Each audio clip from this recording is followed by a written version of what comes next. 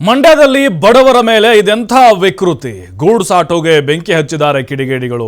ನಾಗಮಂಗಲ ತಾಲೂಕಿನ ಕೆಂಬಾರೆ ಗ್ರಾಮದಲ್ಲಿ ನಡೆದಿರುವ ಘಟನೆ ಇದು. ಬಡವರ ಮೇಲೆ ಇದೆಂಥ ದ್ವೇಷ ರೀ, ಎಂಥ ವಿಕೃತ ಮನಸ್ಸು. ಹೊಟ್ಟೆ ಪಾಡಿಗೋಸ್ಕರ ದುಡಿತಾ ಇದ್ದಂತು ಹೊಟ್ಟೆ ಮೇಲೆ ತಣ್ಣೀರು ಬಟ್ಟೆ ಹಾಕೊಳ್ಳಬೇಕು. ಏನು ಉದ್ದೇಶ ಕಿಡಿಗೇಡಿಗಳದ್ದು? ಕೆಂಬಾರೆ ಗ್ರಾಮದಲ್ಲಿ ಆಗಿದೆ ಈ ಘಟನೆ. ಗೀತಾ ಮತ್ತು ಮಹೇಶ್ ಎಂಬೂರ್ಗೆ ಸೇರಿದ ಆಟೋ ಸುಟ್ಟು ಭಸ್ಮ ಆಗಿದೆ. ಇವರು ಆಟೋದಲ್ಲೇ ಊರೂರು ಸುತ್ತಕೊಂಡು ವ್ಯಾಪಾರ ಮಾಡ್ತಾ ಇದ್ರು. ಹೊಟ್ಟೆಪಾಡಿಗೋಸ್ಕರ ಮಕ್ಕಳ ಆಟಿಕೆಗಳ ವ್ಯಾಪಾರ ಮಾಡಿ ಜೀವನ ಮಾಡ್ತಾ ಇತ್ತು ಈ ಕುಟುಂಬಕ್ಕಾಧಾರ ಆ ಗೂಡ್ಸ್ ಆಟೋ ಆಗಿತ್ತು. ರಾತ್ರಿ ವ್ಯಾಪಾರ ಮುಗಿಸಿ ಮನೆ ಮುಂದೆ ಆಟೋ ನಿಲ್ಲಿಸಿದ್ರು. ಆಟೋ ಸಮೇತ ಪ್ಲಾಸ್ಟಿಕ್ ಆಟಿಕೆ ವಸ್ತುಗಳು ಸುಟ್ಟು ಕರಕಲಾಗಿದ್ದಾವೆ.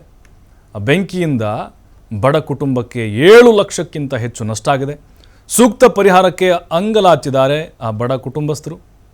ನೋಡ್ತಾ ಇದ್ದೀವಿ, ಎಲ್ಲ ಆಟಿಕೆಗಳು ಸುಟ್ಟು ಭಸ್ಮ ಆಗಿದ್ದಾವೆ. ಊರೂರು ಸುತ್ತಕೊಂಡು ಹೊಟ್ಟೆಪಾಡಿಗೋಸ್ಕರ ವ್ಯಾಪಾರ ಮಾಡ್ತಾಯಿದ್ರು. ಆದರೆ ಕಿಡಿಗೇಡಿಗಳು ರಾತ್ರಿ ಆಟೋಗೆ ಬೆಂಕಿ ಹಚ್ಚಿದ್ದಾರೆ. ಯಾವ ಕಾರಣ ಏನು ಗೊತ್ತಿಲ್ಲ. ಪೊಲೀಸರು ಆದಷ್ಟು ಬೇಗ ಆ ಕಿಡಿಗೇಡಿಗಳನ್ನು ಬಂಧಿಸಬೇಕು. ಅವರಿಂದಲೇ ವಸೂಲಿ ಮಾಡಬೇಕು ಇವರಾಗಿರುವಂಥ ನಷ್ಟನ. ನಮಗೆ ಪರಿಹಾರ ಕೊಡಿ ಅಂಥೇಳಿ ಆ ಕುಟುಂಬ ಕೈ ಮುಗಿದು ಬೇಡಿಕೊಳ್ತಾ ಇದೆ. ಕೆಂಬಾರೆ ಗ್ರಾಮದಲ್ಲಿ ನಡೆದಿರುವಂತಹ ಘಟನೆ ಇದು. ವೈಯಕ್ತಿಕ ದ್ವೇಷಕ್ಕೇನಾದರೂ ಆ ಕುಟುಂಬದ ಮೇಲೆ ಯಾರಾದರೂ ಹಾಗೆ ಸಾಧಿಸ್ತಾ ಇದ್ರಾ, ಅಥವಾ ಬೇಕು ಅಂತಲೇ ಮಾಡಿದ್ದ? ಯಾರಾದರೂ ಅವರ ಕುಟುಂಬಸ್ಥರೇ ಈ ರೀತಿ ಅವರ ಏಳಿಗೆಯನ್ನು ಸೇರಿಸಿಕೊಳ್ಳೋಕಾಗದೆ ಮಾಡಿದ್ದ? ಎಲ್ಲ ಆಯಾಮಗಳಲ್ಲೂ ಕೂಡ ಪೊಲೀಸರು ತನಿಖೆ ಮಾಡ್ತಾ ಇದ್ದಾರೆ.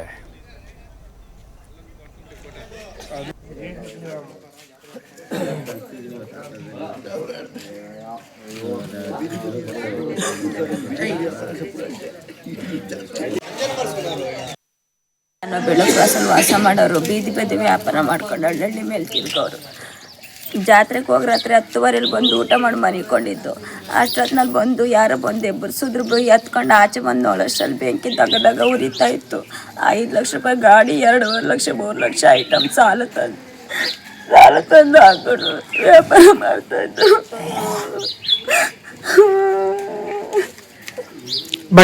ಎಲ್ಲ ಸಾಲ ಮಾಡಿ ಎಲ್ಲ ಬಂಡವಾಳ ಸಂಘಗಳ ಚೀಟಿಗಳಲ್ಲಿ ಎತ್ಕೊಂಡು ಬಂಡವಾಳ ಹಾಕೊಂಡು ಚೀಟಿ ಸಂಘ ಎಲ್ಲ ಕಟ್ಕೊಂಡು ಹೋಯ್ತಾ ಇದ್ದು. ವಾರ ತಿಂಗಳು ಬೀದಿ ವ್ಯಾಪಾರ ಅಲ್ಲಿ ವ್ಯಾಪಾರ ಮಾಡ್ತಾರೆ. ಜಾತ್ರೆ ಪತ್ರದಲ್ಲಿ ರಾತ್ರಿ 11 ಗಂಟೆಯಲ್ಲಿ ಜಾತ್ರೆಗೆ ಹೋಗಿ ಬಂದು ಗಾಡಿ ನಿಲ್ಸಿದ್ದಾರೆ.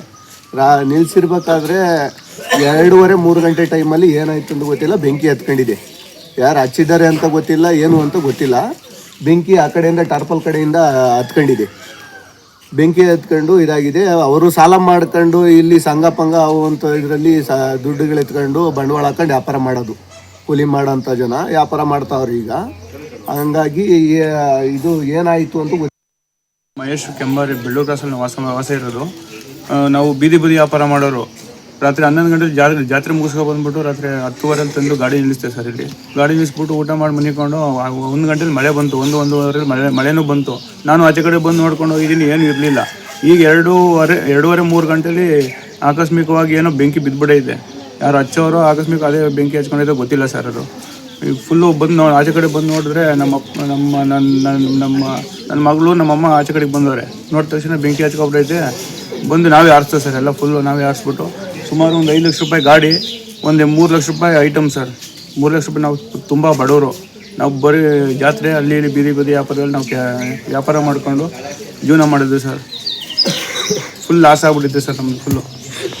ಮುಂಚೆನೂ ಆಗಿತ್ತು ಸರ್. ಈಗ 15 ದಿವಸದಿಂದ ಒಂದು ಬೈಕಿಗೆ ಸರ್ ನಮ್ಮ ಬ್ರದರ್ ಅವರು ಒಂದು ಬೈಕ್ ಬೆಂಕಿ ಹಚ್ಬಿಟ್ಟವ್ರೆ. ಈಗ ನೋಡಿದ್ರೆ ಈಗ ಬರೀ 15 ದಿವಸ ಆಗೈತೆ ಅಷ್ಟೇ, 15-16 ದಿನ ಆಗೈತೆ ಅಷ್ಟೇ. ಈಗ ನೋಡಿದ್ರೆ ಈಗ 2ನೇ ಪ್ರಕರಣ ಆಗ್ಬಿಟ್ಟೈತೆ. ಈಗ ಬೆಂಕಿ ಹಚ್ಬಿಟ್ಟವ್ರೆ ನಮಗೆ. ಇದು 2ನೇ ಸಲ ಆಗಿರೋದು ಸರ್ ಇಲ್ಲಿ. ಈಗ ಸರ್ ಟೋಟಲ್ ನಂದು ಒಂದು 5 ಲಕ್ಷ ರೂಪಾಯಿ ಗಾಡಿ ಸರ್, ಒಂದು 3 ಲಕ್ಷ ರೂಪಾಯಿ ಐಟಮ್ ಸರ್, ಒಂದು 2 ಲಕ್ಷ ರೂಪಾಯಿ ಐಟಮು, 5 ಲಕ್ಷ ರೂಪಾಯಿ ಗಾಡಿ ಲೋನೆಲ್ಲ ಐತೆ. ನಾವೆಲ್ಲ ಕಂತು ಕಟ್ಟಬೇಕು ಸರ್. ಎಲ್ಲ ಫುಲ್ ನಮ್ಗೆ ಹಿಂಸೆ ಆಗ್ಬಿಟ್ಟೈತೆ ಈಗ. ಮಹೇಶ್ ಕೆಂಬಾರಿ ಬೆಳ್ಳೂರು ಕ್ರಾಸಲ್ಲಿ ವಾಸ ಇರೋದು. ನಾವು ಬೀದಿ ವ್ಯಾಪಾರ ಮಾಡೋರು.